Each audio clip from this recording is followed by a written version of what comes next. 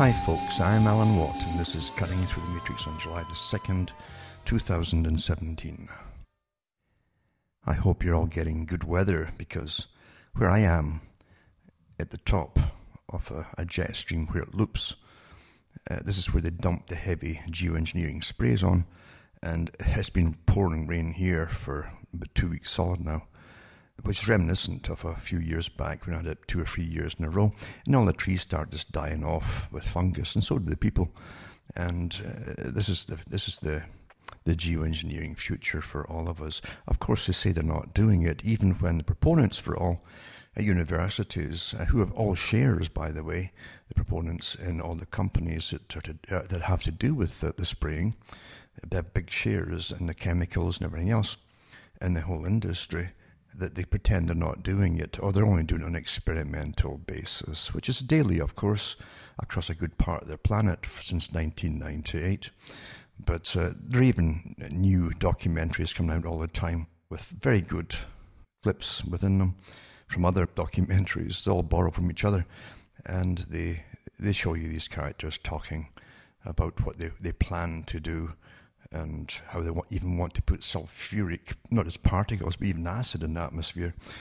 And it'll kill a certain amount of people off, millions maybe, but that's acceptable, etc., etc. We really are living in a fantasia time where everything is being carefully worked out by the psychologists and behaviourists and how to put things across to the public, until the public themselves will switch off and think, well, they'll never ever do that, even when they're doing it. And that's how they do things in this day and age. It's all worked out through testing in little focus groups and other means, other ways, etc., other topics even, to see how they react to things. And they know exactly how to treat the public, where legally they can inform them of something. And it's even easier when the public won't use their own eyes or their own, and accept what their eyes are seeing. They won't do it, you see. They have to be told what they're supposed to see, and they've been trained that way. And it's rather sad and tragic, because when you think about it, everything that's happening in life today is carefully worked out, again, by teams and teams of psychologists, neuroscientists, and debating groups and round table groups on every part of whatever problem they claim that they've got, and right down to how they put it across onto the people without the people reacting in what they call a negative way, meaning a natural way. They don't want that, for goodness sake. Not when you have all these big plans to fulfill. And remember, we're living in a new age today. This is the new age. It's the age where the corporations and the big professional groups that work for the corporations in this global body of philanthropists and foundations and so on, the ones that really put your governments into power, we live in an age where they make all the big decisions and they plan the future. Heaven help us if the public themselves drifted along doing what they wanted to do. That can't be allowed at any cost. It must be planned, and the people must be herded into it. They actually use articles now from the Canadian government saying they'll use the carrot and stick method. Now, a stick is something you beat the animals with. These are the terms they actually use amongst themselves, and they're so used to doing it, they're even saying it in front of the public now, to get us off the road and things like that, and crowded into our Agenda 21 communities. So this is what it's all about. We're living in a system of pretty well total control, and the media itself is a big part, naturally, of the control. They'll tell you little bits and pieces that really don't matter about things. They'll never tell you the whole truth about anything, any one thing that really does matter, and often they won't tell you about it at all, or they'll deny it, or they'll ridicule it. And that's the standard technique of managing the population. The whole idea of the system that you're in, drawing in the reins as to your travel. Can you travel? Can you not travel? You certainly won't be allowed to have a car shortly, or they'll give you a few folk electric cars for a little while, and then of course they won't be economically feasible for most folk, and it'll die away over a certain amount of years, and that's how they work it out. And the rest of the folk will be already moved into the cities by then, and it's easy enough to retrain them into actually staying put, and probably having stuff delivered to their areas or streets or something like that in the true socialist run system. I've mentioned for years and years and years that the system we're living under is run by, at the top, the money boys, the multi-trillionaires, and all in a descending order downwards into the multi-billionaires. And below them they have corporations and CEO boys as well, all on board with them. And they have the academia, all the top professors and all different branches of nonsense, as they try to convince us why we should live in different ways and different styles and all the rest of it. In other words, the patriarchal type that tell us what's good for us, because we don't know, obviously, what's good for us ourselves. So you need professors to tell you what's good for you. We manage fine for thousands or maybe even millions of years, but no, now you need these guys to tell you how to live. And that's the trick of it all, because it's conology, the art of conning billions of people. And it's much easier to con folk when you use the tricks and the verbiage of science. Very easy. For instance, like the snake oil guy. The snake oil guy in the old wagon rolls into town and he brings out a barrel and a ladle and empty bottles, and he starts filling up bottles to sell this quack cure to, made of snake venom and battery acid and God knows what else. And if he said, I'm going to give you battery acid and there's snake venom in it, and it might cure you, would you buy it? No, it tells you a lot of nonsense, and you're mixing some scientific terms into it. And before you know it, you're enthralled by this guy knows what he's talking about, because I don't understand a thing he's saying. It must be true. And you buy the stuff, and next thing you know, you don't need to buy anything anymore ever again. And that's the trick of it all, isn't it? Is to con you with verbiage. If something isn't straightforward and simple for the average person to understand, it's a con. It's the same with economics. Why on earth they have to get degrees in economics, I have no idea. Because in reality, I think everyone can add and subtract and multiply and all the rest of it. Everyone can tally up IOUs, etc. It's not difficult. The whole art of the whole idea of economics is a farce anyway. Because if they could predict what was going to happen, etc., etc., how come we always have these crashes? How come the big bankers always loot us at least twice a century and often more, with many, many plunders? And these guys never see it coming. They just never see it coming. It's quite amazing, isn't it? And then at the end of a bail-in or a bailout for the big bankers, a year passes or under a year, and they're already giving themselves multi-million dollar bonuses after the public just bailed them out. And we accept it. What's wrong with us? What's wrong with us? It's because you're trained that all of it's just too complicated for you to understand. That's what you're taught. And that's the only way that the big trick of power over everybody can actually ever work, in fact. It is the same kind of trick. It's all done with tricks. And first you must always create a naive population within your country. Now they're going global, of course, and they have worldwide educational systems going through the United Nations and UNESCO and so on, to make sure they get a standardized global, very naive people who believe everything they're told, and who are trained to believe that all these professionals at the UN are really that. They're professionals. You're not a professional, so do what you're told, for goodness sake. And don't live there, and don't heat yourself in the winter. It's bad for the planet. Freeze to death, and be a good citizen. That's the proof. And things like that. Well, the big corporate boys at the top that work with the United Nations are making money off carbon credits that they trade amongst each other, and so on and so on. It's all conology. Power can never just steal what it wants without big armies turned loose upon the populations. And even the populations eventually have to stand up against it when armies are used against them in the past. That's the history of humankind, isn't it? And it's only so long that big dictators or emperors can keep that going. Because eventually their armies too get worn down with people fighting back. So what they do is they create what is called governments. And then they train the people that it's their governments that represent them. And they make sure that the people will believe that. See, that's our government.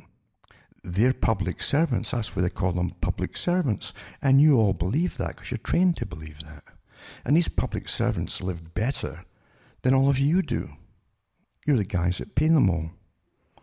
It's quite fascinating. And they don't even get their hands dirty at anything. It's quite amazing that, isn't it? And country after country's been conned into this belief that these governments are all representing them. As they sign their rights away, as they work with the big corporations to make sure you get your poisoned food with all the chemicals in it, the GM foods, and the pesticides, etc. And they always use, again, like the snake oil guy. For instance, that's a good example. Oh, we've got to, says the big GM food boys and chemical industry. We've got to use all these pesticides and use GM plants because we're going to feed the world. Well, you see, in that case, where's your world government? They can take that case to. Because why is it Canada's job now to feed the whole world? Why is it the US's job to feed the whole? Why can't the other different countries feed themselves? In other words, it's an excuse to use their chemicals and their GMs. They're not out there to feed the world. They'd love to have the only contract to feed the world. But that's not our job to do that. And your governments are supposed to be looking after you and your own country first and foremost, not selling, making sure you're going to eat poisoned food. And you can't keep on eating poisoned food, or poisoned anything for that matter. You're going to suffer for it. Of course you are. I can remember back in 2001, 2 and onwards, I read the articles on the air at times about the GM food. And it was when Tony Blair was in as Prime Minister of Britain, and he was trying to ram the GM food on behalf of his masters, naturally, which of course are not the voters, but to ram GM food on all the people in the population. And it broke out during the big backlash he got in Britain from different groups, when they actually had groups back then that fought against globalism and the big corporations, but now their leaders all work for them, they're all on board with them. And their followers don't notice that the leaders are going off in different directions. But anyway, that's another story. But Tony Blair was shouted down at the time for wanting to introduce that stuff into Britain on behalf of, say, the big chemical boys that run the GM food industry. But it broke out from what happened in Britain, that someone in Britain who knew their stuff warned Canadians that Canadians have been eating this stuff for over 10 years, and their government hadn't told them. Because the government that eventually broke out after this, it had to come out, the government of Canada had signed secret deals with the big GM food companies and pesticide companies to test the stuff in the vegetables and sell it to Canadians across the country without telling the Canadians. And of course, Canada would study the health effects, which they knew would come from all, and they could work on that too. What's interesting is that Canada did go into a little bit of delayed shock, I suppose, pulling out ridiculous little stories trying to cover the fact of what they've been up to. But there's no apologies. Why would you keep voting for, and I don't care whether it's left wing and right wing or whatever, it's nonsense, left and right wing. They all are funded by the same big boys at the top. You know that yourselves. And that's who their bosses are. I've read so many articles from the big boys themselves, the CFR and Carol Quigley and all the rest of it, of how they're all picked and pre-picked before they're elected, and not picked by the public either. And they'll do the biddings of their masters. Of course they do. Can you imagine that all people in Canada were the human guinea pigs for this stuff that uses incredible toxic poisons like the Roundup and all the rest of it, which is poured on this stuff today, that kills everything off in the fields except that particular product. Isn't that fantastic? Turning around all the court cases over the years of farmers losing their farms, literally, because somebody else, like Monsanto's stuff, had wafted across their seed, had wafted into their fields, and they had a few of that in their fields. And the government of Canada, the judge system, the legal system, naturally, stood up for the guys who owned the patents on it all. And people keep prattling this rubbish that you're free and you live in an honest, righteous democracy, whatever that means. Why would you vote for governments which agree to secretly poison you and test you? It's quite something, isn't it? You understand that even in blind studies and that, where they experiment with different chemicals and even medicines on people who are volunteers, but they get paid for it. They do get paid for it. But the people in Canada got paid nothing. They didn't even have the courtesy of telling the people of Canada the truth. Oh, by the way, we're poisoning you for big corporations. And then they'll come around and say, well, you see, we had to do it because eventually we'll have to feed the world. Well, where does it say in any of your constitutions or your reasons for existing or your corporate charters that you've got to feed the world? Private business is private business. The government is not supposed to be in the private business here. Or telling the people in the country that these private businesses have got to feed the world. Now, if they want to feed the world, let them do their own salesmanship across the planet. And if they want to do that, there's no reason that we should be poisoned in our own countries, either, for that matter. But most folk today will accept it, because that's what happens. People adapt very quickly to whatever it happens to be, and they go along with it. They still believe that, they wouldn't do that. They'd never sell anything to us that harmed us. They'd never do that. And I won't go into the stacks of stuff that's been done in the past in many countries by big corporations in collusion with government and what's been covered up, because that would take forever. But that's how the people are. They still want to believe, they'd never give us anything that will harm us. Well, as I say, back then, years ago, I gave talks on it. I'll still be on my website, actually, cuttingthroughthematrix.com, where I read from the papers at the time when the Canadians found out, inadvertently, from another country, that they were the test subjects for all this, until the Canada got in the act and got their favourite spokesman, the front man, out, the far left, wealthy guy, Suzuki, to come out and tell the Canadians it was okay to eat it, I mean, you can trust someone who likes furry animals. He doesn't like people. Most folk, anyway. He called them maggots, by the way. But that's okay. That's okay. It's fascinating, isn't it, really, how folk are trained to believe the con men that's put out there is supposedly intelligent, and they kind of represent you, although you never vote for them either. And get used to them. It was the same with Jacques Cousteau. Jacques Cousteau was the same as Dave Suzuki, basically. Cousteau wanted to depopulate the planet fast. He mentioned some horrendous figure, like 400,000 people a day at one point, or a week, to save the world. But it wouldn't be anybody he knew, naturally, because they're a special bred bunch of people, It's all you lesser folk that have to die off. And that's the prevailing agenda today across the planet, with all of the elite and the Bill Gates, etc.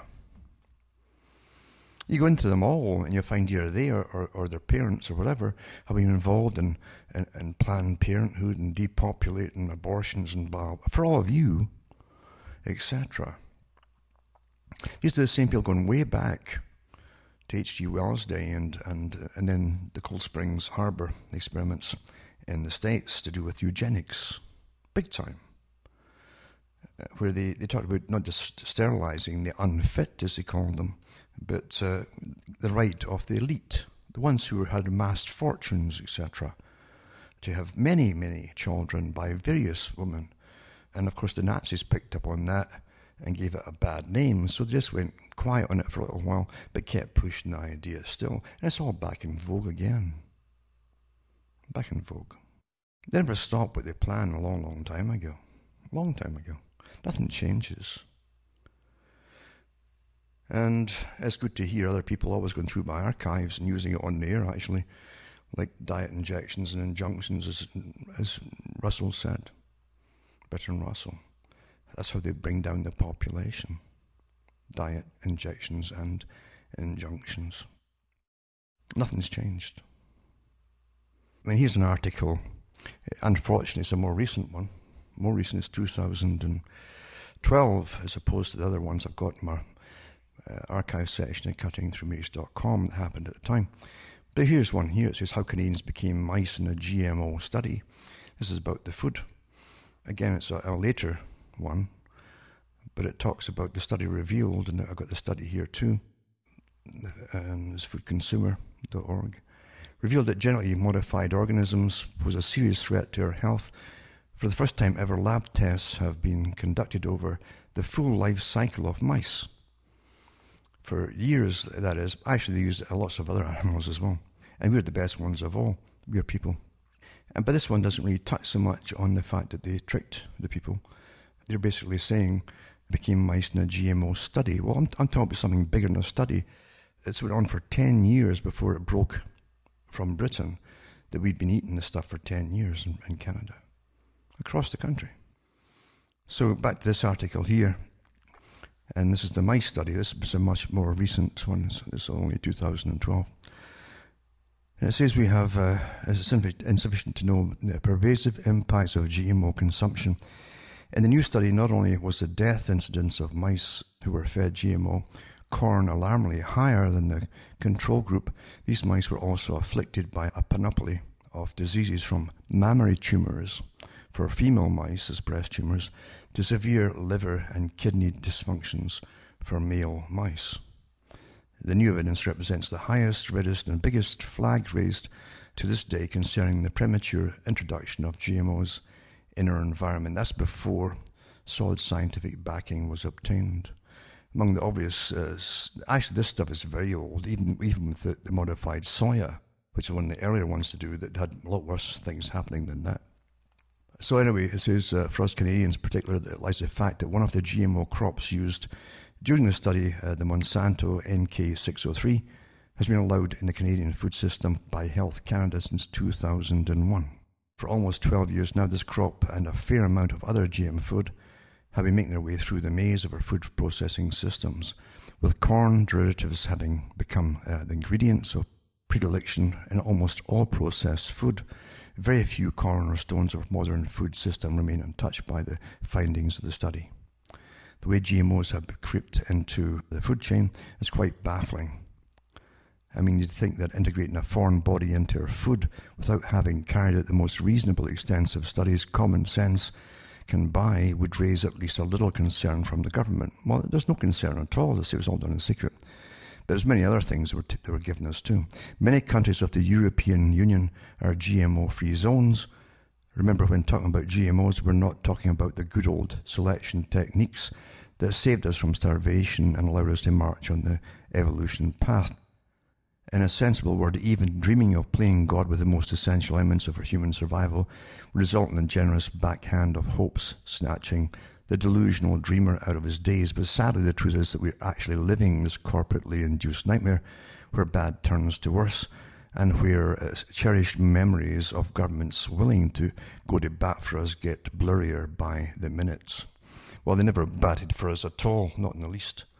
And that's just the beginning of it all. But this article goes on to talk about, should we be concerned about this, etc., where your food's being grown by the same company and managed by the same company and chemicals that produced Agent Orange. You see, it's the military-industrial complex that makes your food. And the big chemical companies are part of that. I mean, most of the chemicals used for fertilizers today were all spillovers from the military campaigns of World War II especially, and they could grow their nitrogen, basically take it from the air, and they had all this surplus afterwards. And even your lacquer that's used as a varnish substitute everywhere today is close to, it's actually an explosive. It was from the military, a nitrate type of explosive. But here you are, the same companies that have the big the chemical industry, making your pesticides for the food. And I read articles too for years where you couldn't, no independent company was allowed to test them because the government had worked out the deals with these companies, these private companies that made the GM foods and so on, and the chemicals that go with them, that must go with them supposedly, that the government would back them, that no one would be able to test them independently. So all the findings that came from the companies that produced them went down as the facts. Oh, and it's harmless to this, harmless to that, blah, blah, blah, from the companies themselves. That hasn't changed. Hasn't changed. Guarantee you, all the big boys, including the ones at Monsanto, they don't eat this stuff themselves. I've read the articles too myself, and you can go into the archive section again, cuttingthroughmetrics.com, where the companies in the States, the US, where the big labs were from Monsanto, they brought in caterers for their own staff who only served them organic foods because they wouldn't touch the stuff they made themselves. What does that tell you? What does that tell you? And of course, they jack up the price of what was normal food. Normal food is now called organic. That's normal food. To buy the pesticide stuff, they make it a little cheaper to start with. Not that much, mind you. And now it's a lot more expensive than it used to be too in just a few years. I've read articles as well, just lately, where Canada's allowed the foodstuffs to be jacked up again, very quickly. Not long after the last big increase, as they bring you into austerity, etc. Agenda 21, Sustainable Development Goals, etc., etc., etc. Ad nauseum. You get sick talking about it, I do. But it's everything, because it's a total control mechanism for your life, for your children's lives, and for their children's, if they're going to have any at all. If they're not all sterile by then, for their lives too. And tell you another thing too, what the parents don't object to, the children generally never will. Now it's no coincidence the sterility too is really increasing in the Western world. The big mystery, they say, the big mystery. There's no mystery what happens to the domesticated animals, that's us. The farmers at the top, the ones who own us all, believe you me, if they're not behind it, they'd find out about it. They'd get in right away and stop it. When they don't stop it, they're behind it. I'll also put up tonight an article, again, to do with food, GM food, and to show you how it works in Canada, which is much the same across the rest of the world. Because these big corporations have labs across the planet, generally under the same names, but sometimes they'll change the name for different countries. But this article talks about novel food decisions for new foods, or new variations of the same food. It says these decisions are communicated with a food directorate, this is the law, opinion, that no objection is taken to the use of the subject product as food in Canada. It doesn't say, of course, naturally, who's going to object. If the public object, it doesn't matter. And it says each food directorate opinion is based upon the comprehensive review of information submitted by the proponent, the maker, according to the guidelines for the safety assessment of Novel Foods Health Canada 1994 Act. And this page has dozens of the chemical companies and so on in the foods that have these tremendous chemical tampering with, etc. And it's just astonishing, even down to toddler foods for children. And stuff from Abbott Laboratories Limited at the top of the list. And lutein in toddler foods, acrylamide, reducing baker's yeast, by Renaissance Bioscience Corporation. This is your food, mate. The guys do your food. It's all chemical companies and laboratories. Herbicide-tolerant and insect-protected corn event, MZIRO 98. Could be 1RO, who knows, 98. That's Syngenta, Canada, Inc. And a whole list, there's dozens and dozens and dozens of them on this one page here. And they're into everything. It's everything pretty well you eat. It's just astonishing what they're up to. And all kinds of insect-resistant soy, of course, that's Monsanto 87751, etc. But it's just astonishing. It truly is astonishing what they're into. It's everything. Into everything, yeah. Even eggs pasteurized by in-shell heat treatment, except by Natural Pasteurized Eggs, Inc., Incorporated. Everything. And everything's been altered in the GM line, the modified gene line, to tolerate all these different poisons that they grow in the vegetables. I've got a few match from the soybean types, and the different tolerant maize events, etc. They call it invents 4114. Even high pressure processing treated raw ground beef, another chemical company too. I know that they're also putting different viruses on the cold cuts, by the way. They've been doing that for years, and I used to read the articles from the suppliers themselves when it all happened. Just astonishing, isn't it? And of course the herbicide-tolerant canola lines, Pioneer Hybrid International, Dow AgroSciences Canada, that's Dow Chemical, for herbicide-tolerant corn. On and on it goes. And you wonder why we've got so many problems. And again, I've read too many articles over the years on the problems we get from all of this kind of thing. And then we'll go into this article here. And again, it's how the public are always prepared. You understand, the public's always prepared for the big changes that have to come. And they're actually underway, naturally. But big changes, it's the same when they want to train children to be promiscuous way back in the 60s. They had a lot of training through the massive culture industry, the music, and it all bang, bang, bang at the same time. So everything seemed quite natural to them going through it all. And that's what you must always do, train your victim for the society you've planned to come into being. It takes planning for this to happen. 1 in 2 Canadians will get cancer from the Cancer Society. It's released again through the Canadian press, etc. It'll be from the authorities themselves. I don't see a name on the person of who wrote it. It might be Natalie Holdway, CBC, but it might be a handout too. It's got to be a handout, you see. But has almost 1 in every 2 Canadians expected to be diagnosed with cancer in their lifetime, and 1 in 4 Canadians will die from the disease. A new report by the Canadian Cancer Society predicts. And everything's down pat, how the public have to be taught how this is all true and why it's true. And it says, currently every year we're seeing an increase in the number of cancer cases in Canada, by Dr. Leah Smith, the Canadian Cancer Society.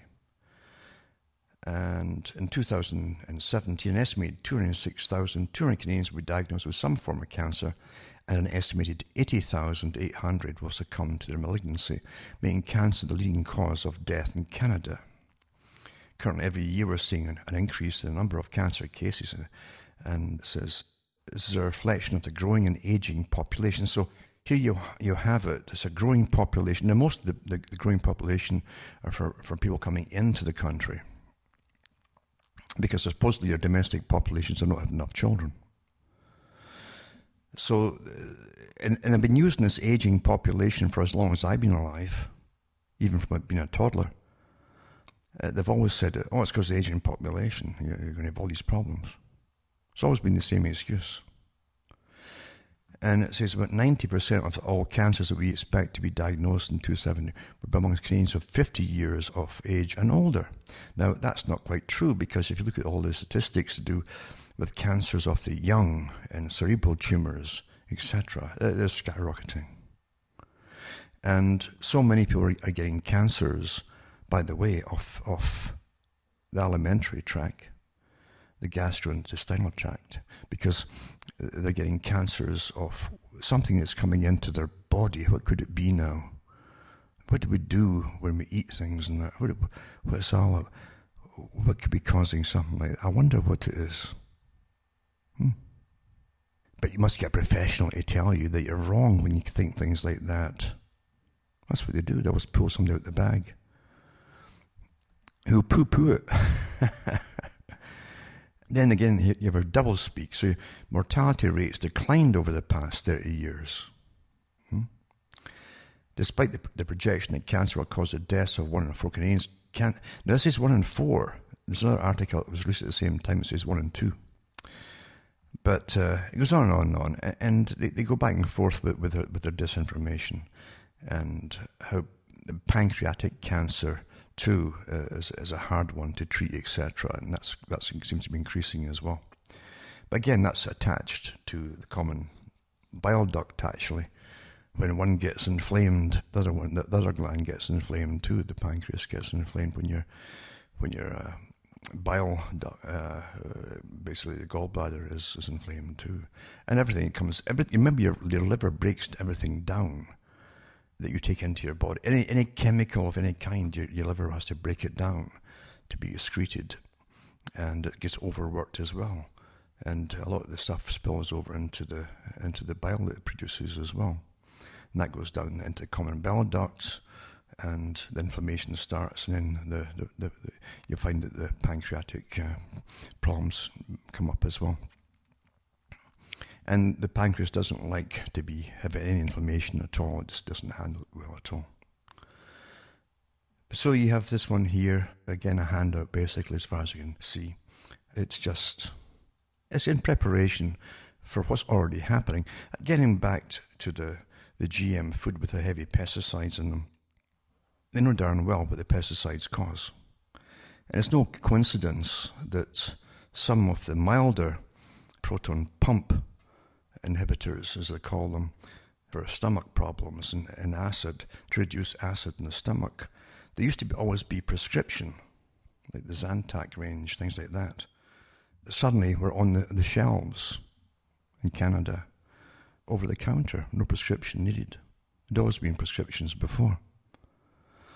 And what's the reason for that? Well, it's because suddenly people are getting all kinds of stomach problems. Men and women. Age group irrelevant to stomach problems. What's changed in society to give you these stomach problems? Well, it's obvious what's changed, isn't it? We don't need a rocket scientist to tell us why it's happening. We don't need that. We know. But you'll never get admission. Never get admission. You will never do. The first law in government is never tell the public the truth about anything. That's just, and I really mean that. I really mean that. You're never going to be told, especially the whole truth about any particular thing, and many things you'll never get told about at all. Never get told them. Never. Ever. Won't happen. But that's the world we're living in today. It's quite amazing. So as I say, I'll put the list, it's probably a partial list, no doubt, of the chemicals that you're eating commonly in all your foods now, because the companies put it forward in your health agencies that you think you've been trained to believe they're there to help you, automatically pass them on the findings of the company that made them, made this stuff. But it's quite amazing. Yeah. I mean, you get things like dicamba and glyphosate tolerant cotton from Monsanto. Eh? Isn't it time that they made something tolerant for humans, that we can be tolerant against all this poison here? That'd be the last thing they'd think of.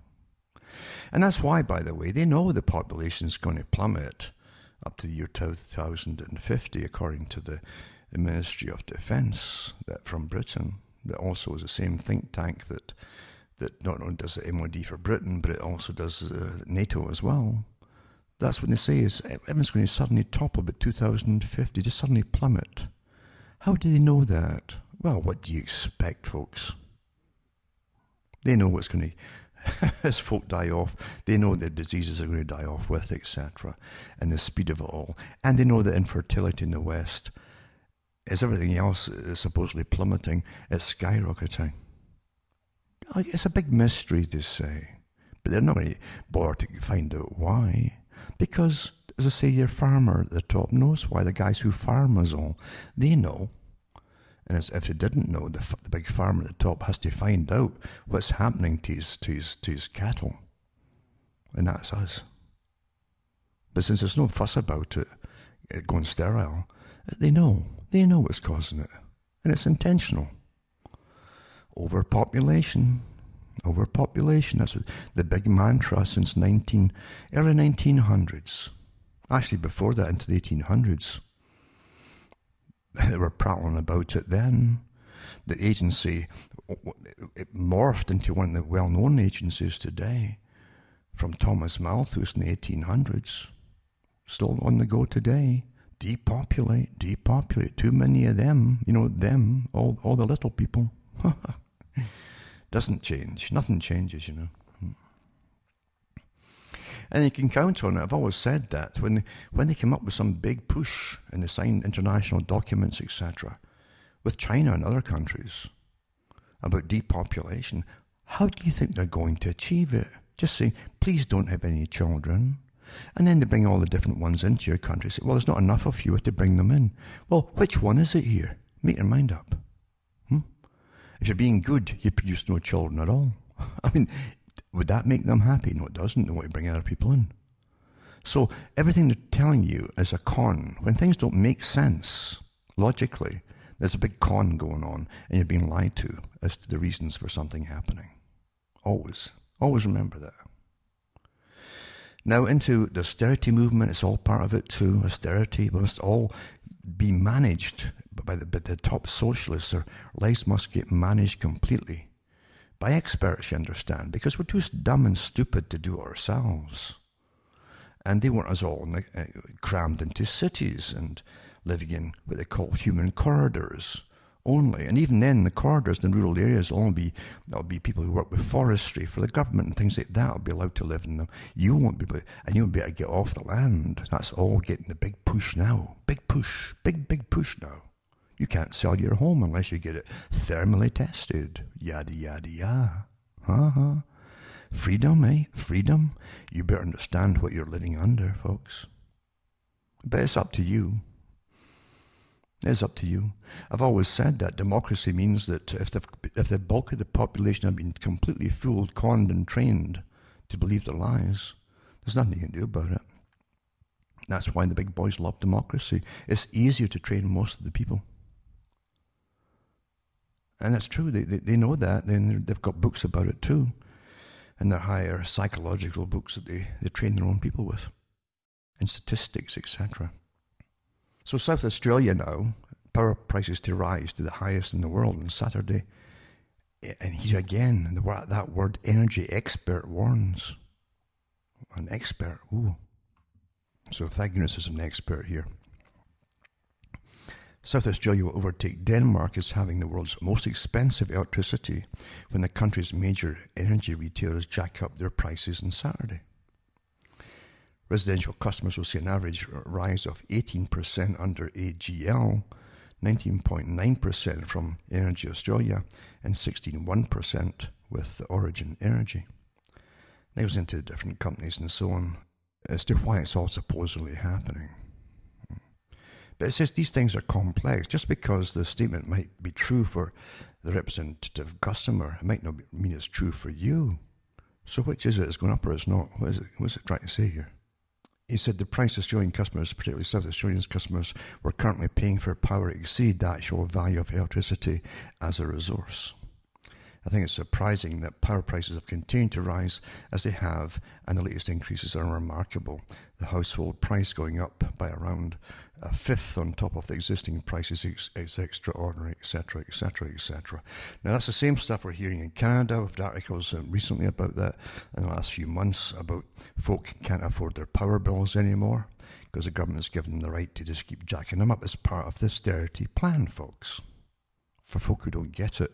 Now, with all these prices going up, as I mentioned last week, do you really think those of you who can, if you all go into these silly little electric cars that are only a temporary measure until there's nobody can drive on the road, including the ones that presently will have the electric cars because of the cost of them and maintaining them too, and buying new batteries, etc. for them, do you really think that you're able to afford to charge, if say thousands of people, never mind millions of people, have to charge their cars, and you're already going broke because you can't afford the electricity, what do you think is going to happen when you start charging your cars in the near future? It's all planned this way. Can't you figure that out?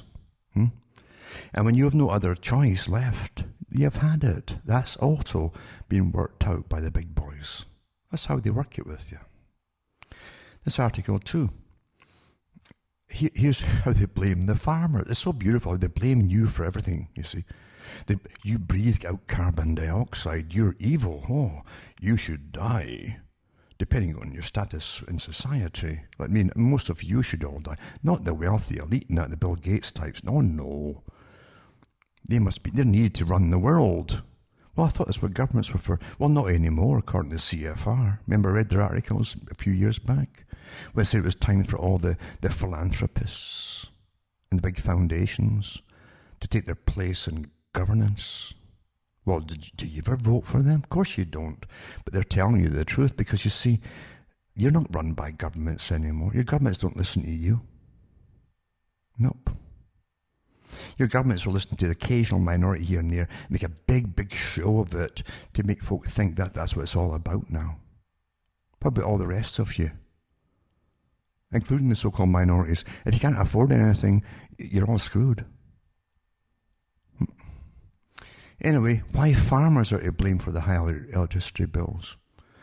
In other words, here's government again with their, as they say in Canada, they use the carrot and the stick on us. That's their own words, by the way, from government. If you would just avail themselves, you see, of all these audits, energy audits that the government will do for you, to help you, tell you when to turn off it, use off-peak electricity and so on, and they could work it out for you. In other words, let government run your life for you. And then you might save a few pennies here, and it's your fault the electricity price has gone up, because you won't listen to them. That's what they're telling you. I can't believe Australians are going along with this stuff, because at one time Australians used to have some cojones, as they say. The same as everybody else, but I think it's probably all the glycophosphates we're eating with our foods. They're doing away with that too. Actually, I'm not kidding you. It's true. But you're getting all this kind of stuff here. Now, here's an article too. I've mentioned other ones before over the years, because you'd like people to try and stimulate some thought with people and some righteous indignation. If folk could get a little bit of pride back for righteous indignation, right? You know, this rewilding stuff is all done with the big boys who are the eugenicists at the top. I've got lots of articles here, by the way, of really who's behind it all. And I don't really mean that, but eugenics, eugenicists, etc. They want to really cull down the population. But here they're using the excuse of repopulating Scotland, for instance, and parts of England, with bear, which are long extinct in Britain, and wolves. Now, the reason they're pretty extinct is that you cannot have all these people living and feeding themselves and so on with wolves and bear around. That's why they went extinct. But these guys know better. They want to bring them all back again. Well, all you people are still alive, living, and I'm telling you, I've read the articles in Canada years ago too, where they had amazing things happening here with big wildlife out west, for instance. With these big pumas and etc. they're bringing in, or these mountain lions dragging folk off. A bicyclist had to stop and try to beat the thing off with his bicycle as it was pulling a woman up the banking from the road. Quite amazing. It was a few years back. So, but these evil creatures that run these big foundations and so-called charities, they sound all official. You see, they want to be all official, but you don't elect them. Don't forget that for a second. The Wildwood Trust, it says, which has successfully helped reintroduce beavers, water voles, pine martens, and dormice to parts of the UK, dormice, where they have become extinct, now wants to start rewilding the country with larger creatures. Well, tell them to get off their bike, for goodness sake, and go somewhere else, where get an island for themselves, this Wildwood Trust, where they can live on the island with all of these big creatures and bears and wolves. Let them do that. It's a big experiment to see what will happen there, and before you test it out and all the rest of the poor useless eaters, as I'm sure you'll call the people, because all the eugenicists do. And the experts say it here, it'll help kill off the burgeoning deer population, because there's not enough things to kill them off. Well, the reason for that is because the people, even in Scotland, were not allowed to hunt the darn things, because all the lords owned the land, and the lords still own the land, and they own all the deer that live on them too. But no, let bring in the wolves to kill off the deer instead of letting the people do it themselves.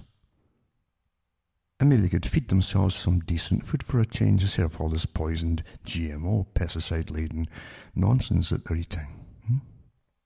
But again, that's too logical when there's a big agenda to do the opposite, and bring down the population. I can remember when they introduced different kinds of eagle-type creatures in Scotland, a bit different from the osprey in a sense.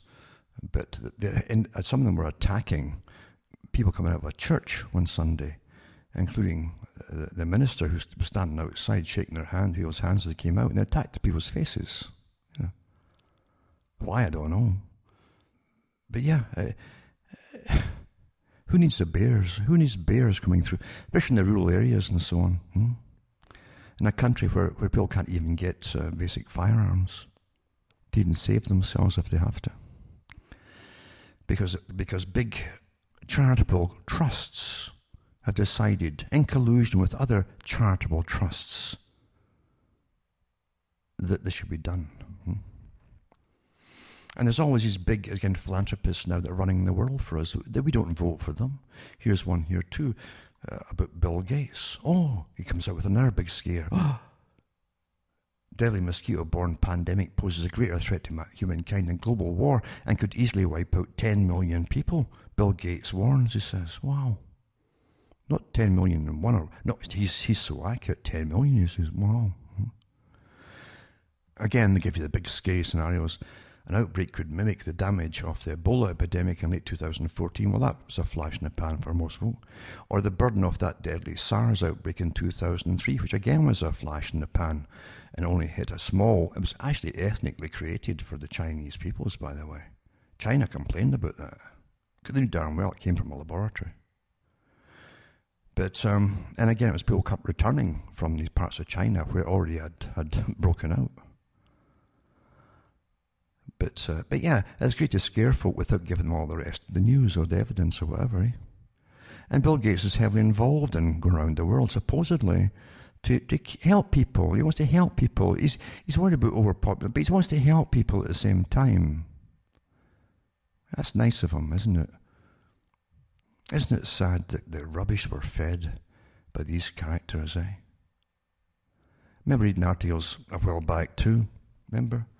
Where they'd gone through using the United Nations, World Health Organizations, etc., and again the different ones with the different foundations, charitable foundations, helping them vaccinate different parts of the world and give a polio vaccine out, and it was the oral stuff they used, and to India, and then in their own, they had to admit themselves, they had to admit They created a new strain of polio that was untreatable. I mean, it was literally out of control. They had nothing to prevent it.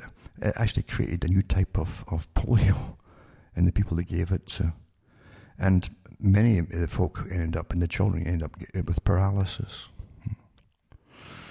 But these facts don't matter. See, facts don't matter when there's something else going on here. Yeah. And then they'll come back, oh, how can you hit these charities? How can you be like that to these charities? They only want to help people. Well, do your homework. And you find out about the big eugenicists and the big eugenics clubs they have. And how all of them at the top complain about too many of you. And yet they want to help you at the same time. They want to depopulate, but they want you to be healthy in the meantime. Is that what it? You try and reconcile that in your head, and good luck. Good luck, folks. It's sad, isn't it? How we're all trained to be naive, trusting fools and victims.